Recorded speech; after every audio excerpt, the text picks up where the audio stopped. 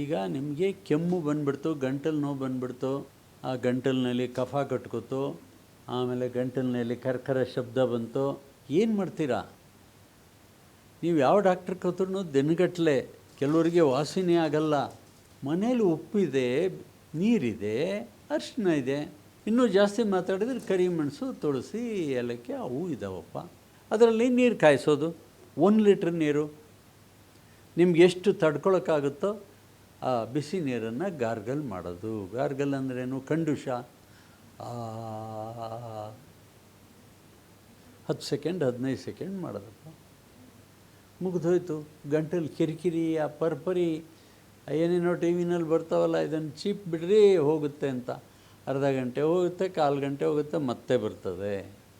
ಆದರೆ ಇದರಲ್ಲಿ ಹಾಗಲ್ಲ, ಕ್ರಿಮಿಗಳು ಶಾಶ್ವತವಾಗಿ ಸತ್ತು ಹೋಗ್ತವೆ.